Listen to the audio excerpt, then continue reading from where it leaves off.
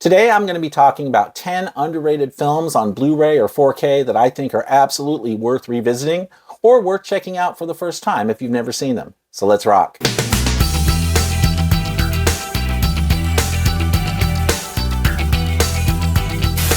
Hey everyone, how you doing? Welcome back. I'm Fuzz.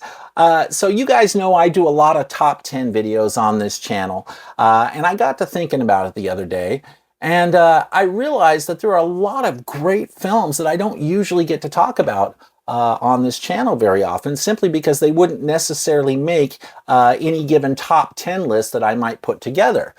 But of course, that doesn't mean they're not decent films, right? So today I'm going to go over 10 underrated films on 4K or Blu-ray that I think are definitely worth checking out if you've never seen them before, or they're worth revisiting even if you have. Now, I'm not going to be ranking these today, but I am going to be numbering them just so we can keep track of where we're at in the list, right?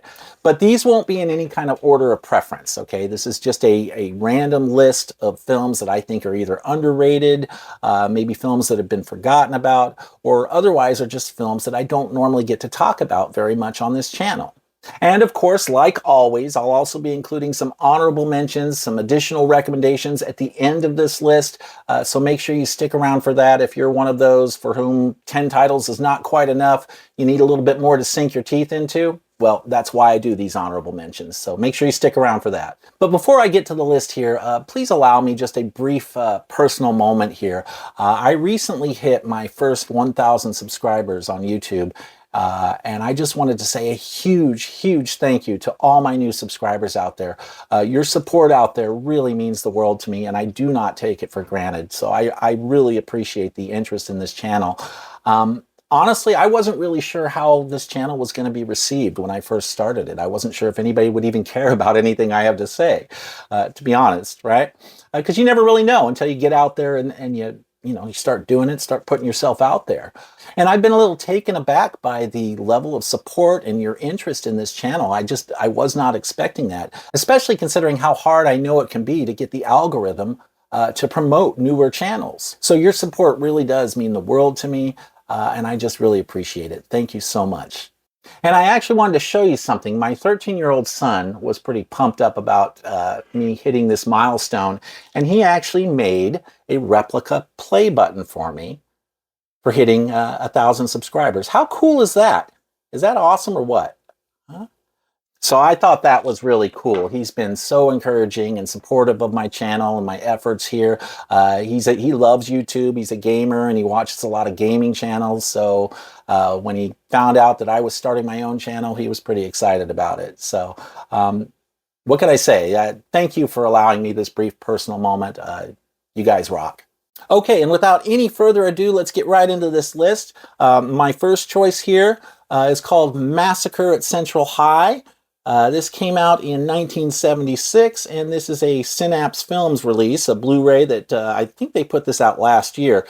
Great film, kind of an underseen film. I don't know how many people have actually heard of this one, but the title's a little bit deceptive. One might believe this was a horror film, but it's really not. It's a more serious, it's a kind of a high school bullying revenge type flick. So if you like that kind of film, you might dig this.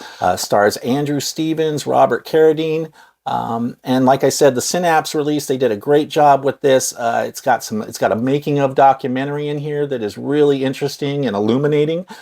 So yeah, if you've never seen this one, it's definitely worth checking out. It's got some great underlying sociological stuff, some social commentary.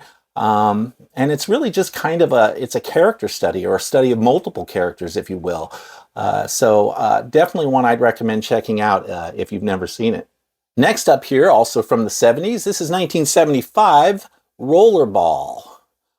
This is on 4K. It was put out by Scream Factory. Great film. Now this is kind of a futuristic dystopian society kind of situation. And it's basically one man taking on the system. This is one of the best performances, in my opinion, that I've ever seen from James Caan. He actually gives a very understated performance on this, which I didn't really expect from James Caan, because he can be pretty gregarious and whatnot. But this was just a really well done film. If anything, I would say this film is more relevant today now than it was when it was made. There's some great, again, subtext here, social commentary, political commentary, just a lot of human condition kind of stuff here. So I would definitely check this out if you've never seen it. James Caan is basically the one guy taking on the whole system and refusing to comply with what the system wants him to do. So yeah, it's a great film. It's got a lot of depth to it, a lot of substance to it. So if you've never seen this one, I would definitely recommend it. And moving on to my third underrated film choice, this would be Trespass. It's a Walter Hill film. When did this come out? 1992. Bill Paxton, William Sadler, you got Ice-T, Ice Cube in this. Great, great film. I don't really want to say too much about the plot. I think this is one of those films where the less you know about it going in, the better. But basically, these two firefighters get themselves in this predicament, and it causes a lot of problems for them. But it's a kind of a tense, kind of a, I don't know how to describe this, kind of an urban thriller, I guess. I don't know. But if you like Walter Hill films, I would definitely check this out. He definitely has a darker edge and tone to his films, but always entertaining. And I don't hear a lot of people talk about this one. I bought it mainly for Bill Paxton because I love Bill Paxton, and I've been on a Bill Paxton kick lately, trying to add more Bill to my collection. So, but this was a really enjoyable ride, and definitely one that I think is kind of somewhat forgotten in time. So definitely check out Trespass if you've never seen it. Moving on to my third underrated film choice here, we have a great Brian De Palma film called The Fury. This came out in 1978, and if you like Carrie, you're probably going to like this one as well, because it deals with telepaths. You got Andrew Stevens again in this one, Amy Irving, Kirk Douglas. Just a great cast all the way around, and the ending on this is awesome. Seriously, the ending is just classic stuff.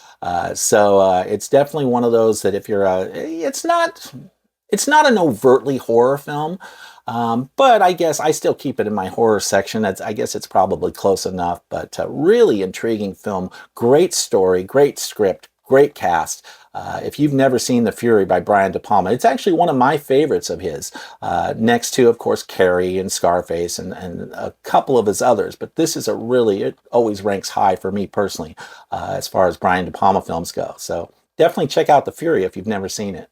Oh, and I will mention, I'll put a link to this, but this is a Region B disc from Arrow. I don't know if you can get this film for Region A. I don't know if it was ever released in the US, or I should say, I don't know how long it's been since it's been released in the US. I don't know if it ever got any kind of US Blu-ray release.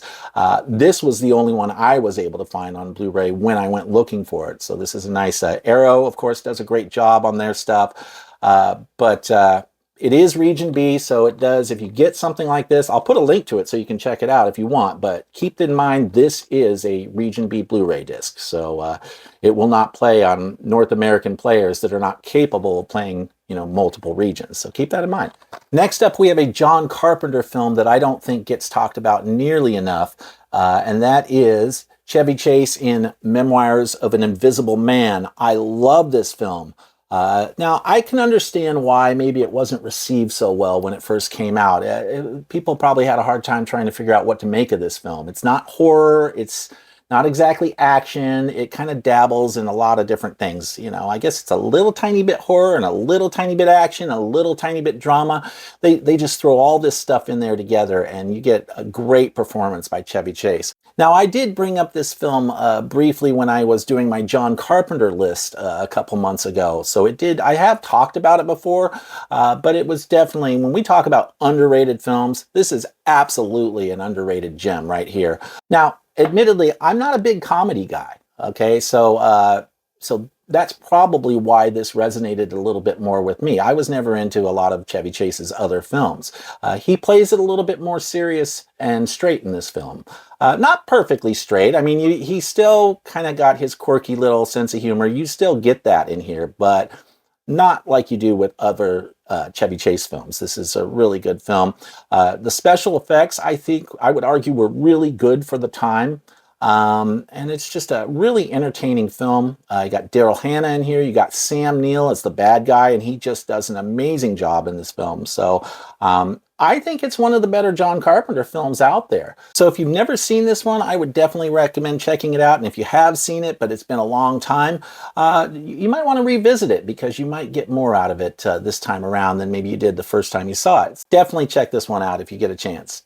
Another underrated title that I don't hear a lot of people talk about very much, and that is The Eyes of Laura Mars. This stars Faye Dunaway and Tommy Lee Jones in an early role for him. Great, great film. It's kind of a murder mystery, although there's a kind of a psychic element to it as well. But really intriguing film and just really engaging. So if you've never seen this one, I won't say too much about it. It's another one of those deals where the less you know about it going in, the better. So, but if you like those actors, I love Faye Dunaway. If you like Faye Dunaway and Tommy Lee Jones, definitely check this one out. When did this come out? 1978. So yeah, it's an older film, but I really enjoyed this one. So yeah, check it out. And moving on to one of my favorite sci-fi horror films of all time, Event Horizon. This is the 4K Steelbook that came out last year. Awesome. Sorry about the glare there. I'll actually take it out of the cover there. I actually love these clear slip covers that you get on some of these steelbooks. So very cool stuff. Yeah, I love this movie. Now, I'll be honest, I don't know how underrated this is actually considered these days.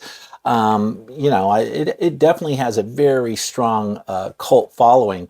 The film didn't go over so great when it first came out, but it did kind of become a staple on cable TV. So that's, I suppose, why I put it in the underrated category. If you've never seen Event Horizon, it's definitely worth checking out. Also, there is a Shout Factory, or Screen Shout Factory, I guess it would be, Blu-ray release that came out the year prior to this coming out. And so I have both. If you don't want to spring for the 4K, this is one of those Blu-rays that I can actually recommend and say this is a great Blu-ray. Or if you have this and you're wondering about whether or not you want to upgrade to 4K, well, I love the movie so much that the upgrade was definitely worth it to me. But if you have this Shout Factory release, you're in good shape. This Blu-ray was still sourced from the 4K scan of the original camera negative, so you do get a 4K restoration on this. It's just a 1080p Blu-ray that it's output to. But there's also you know, the Steelbook, and there's also a standard edition release of this on 4K as well. This has a great cast. You got Lawrence Fishburne in this. You got Sam Neill again. Both give stellar performances in this film. So it's just a great sci-fi horror film that I actually think ranks up there pretty high, like up there close to Alien for me personally. So, but if you've never seen it, it's definitely one worth checking out. Now, I will warn you here, some of the special effects do look a little dated. This is a late 90s film.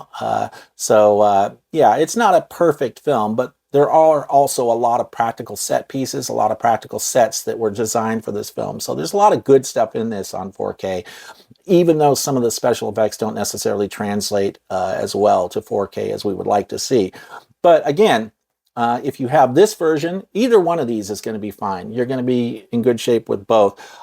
They both have mostly the same special features, a lot of making of documentary type stuff, but I will say the Shout Factory release does have some extra interviews that are not included on the Paramount release. So, you know, that's worth keeping in mind. But if you get either one of these versions, you'll be in good shape. So I definitely recommend this movie for those who haven't seen it. By the way, if you're enjoying the content on this channel, do me a favor and please subscribe to the channel, and don't forget to hit that notification bell as well so you can always be alerted when I'm posting new stuff that you might be into.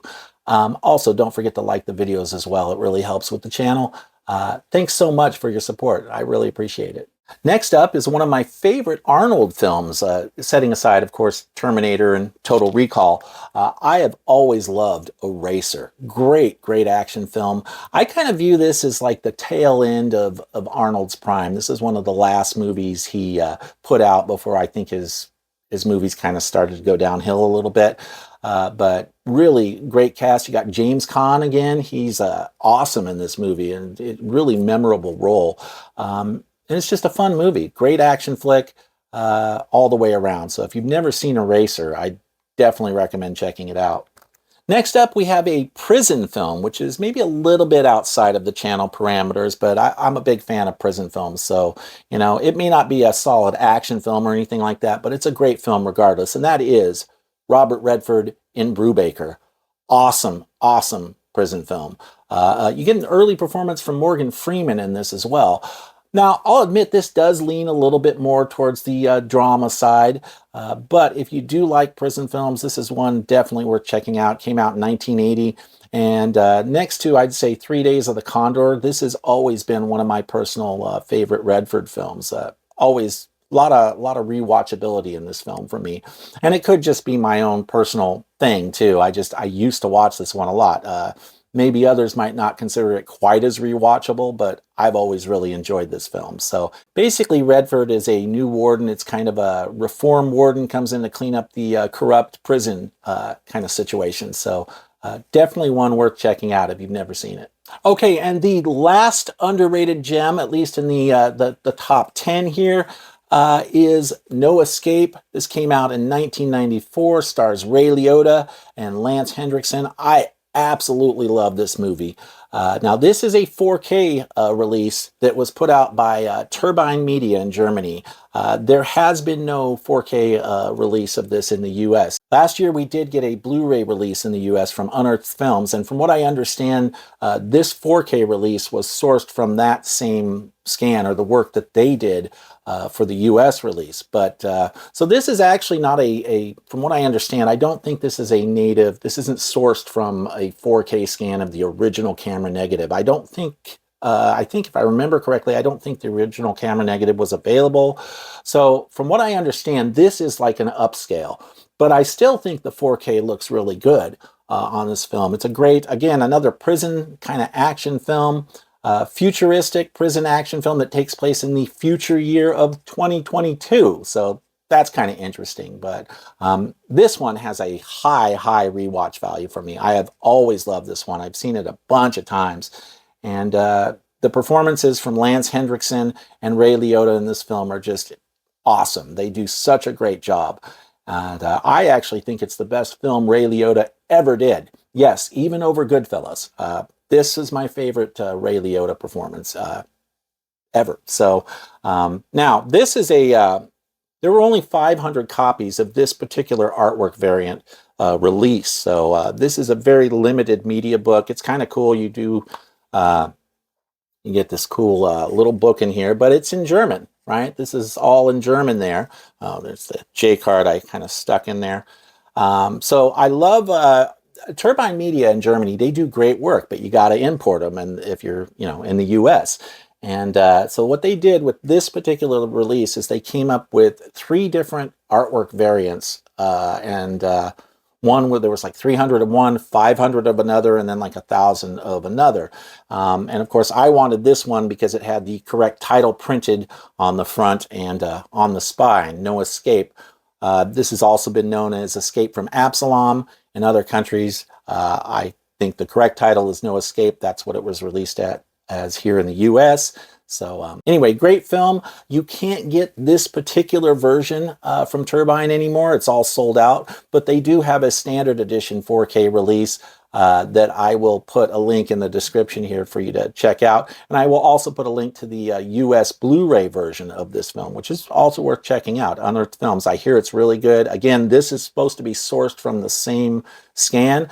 They just upscaled it for 4K. So you probably can't go wrong with either version. So I'll put both links in the description. Otherwise, yeah, if you've never seen No Escape, this is a fantastic prison film that I would highly recommend.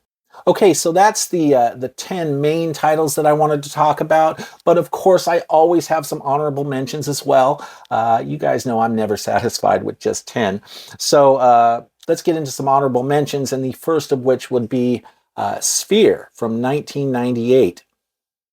Great film, used to air on cable TV quite a bit in the aftermath of its release, and I remember seeing it a whole bunch of times. It's got a fairly high rewatch value.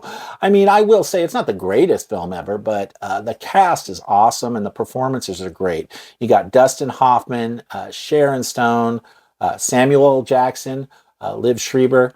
Is that how you say his name? Schreiber? Anyway. But yeah, I really enjoyed this film. It's kind of it's an underwater habitat kind of ocean kind of deal, kind of like The Abyss, but nowhere near as good as The Abyss.